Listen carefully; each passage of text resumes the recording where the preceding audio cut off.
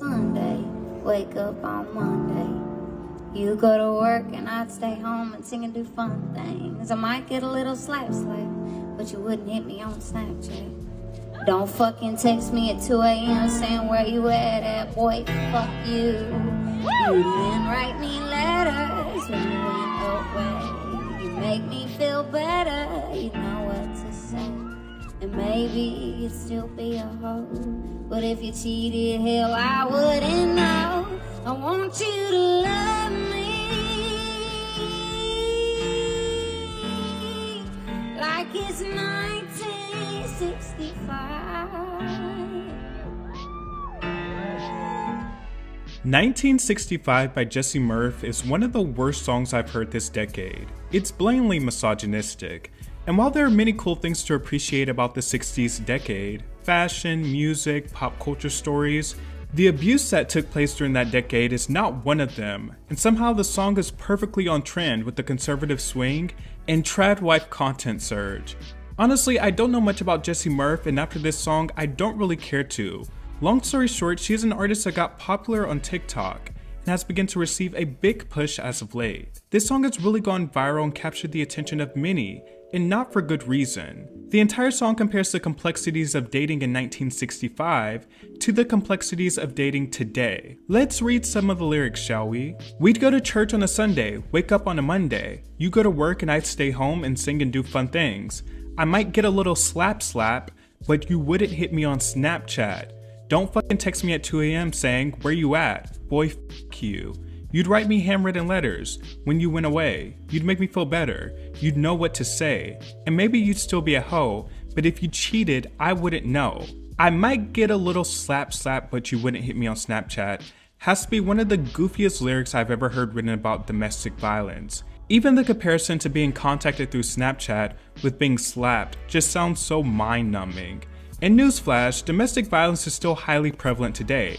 And due to social media, we get to see more of this violence that was a bit more concealed in the past. Also, are we really under the assumption that women didn't know their man was cheating just because they existed in the 60s? Not only do the comparisons not hold weight, they don't make any sense. And the chorus reads, I want you to love me, hair a pie, like it's 1965. What a limp chorus. The second verse reads, you'd show up at the door with flowers and ask me, what am I doing an hour 3:30? We'd go to diners and movies and such. Is this not possible anymore due to it not being the year 1965? I would be 20 and it'd be acceptable for you to be 40. And that is fucked up, I know, but at least you wouldn't drive off before I get in the fucking door. You fuck you. Once again, something that is not indicative of a time period, just baseless romanticization. I guess Bud Light didn't exist, and I guess movies didn't exist, maybe they did. I'm not sure about that timeline, but I'm sure you are mine, and I'm yours, and I'd have 9 daughters and Dirty Dancing wasn't a thing yet. I love that movie, but oh whoa, we'd read a lot of books. So she wraps up the song by admitting to be stupid and not actually knowing much about the 60s. Just romanticizing a different time period in search of love, an idealized version of love. I don't really care if this song is supposed to be satire, it is bad satire. Not everyone can pull off clever satire, and the execution doesn't even give you much to work with or think about.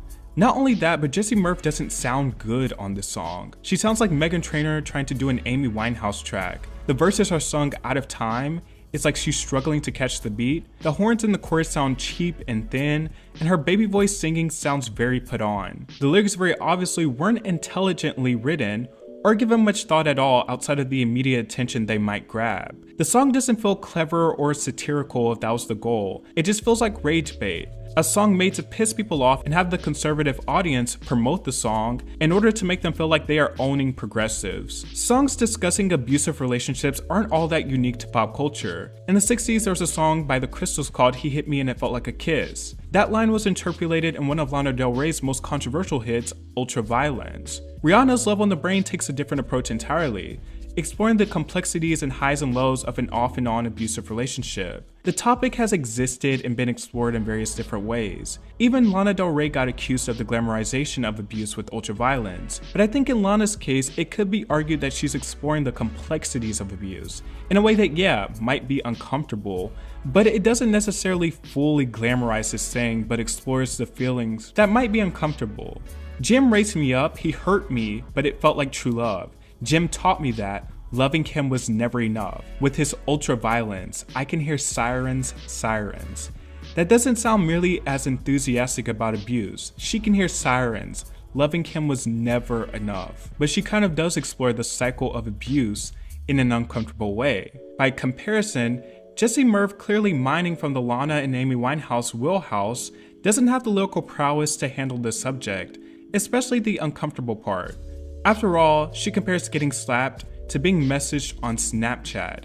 It's not ironic, it doesn't paint a concise picture of a past time period to now, it is just nonsensical. Whether you're on the trad wife train or not, this is an undeniably bad song.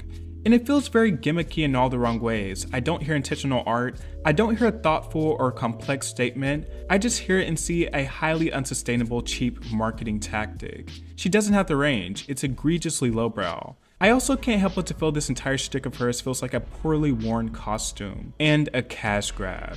It's lousy TikTok bait slop. 2025 has to be the worst year of popular music for the 2020s thus far, and it's not even close.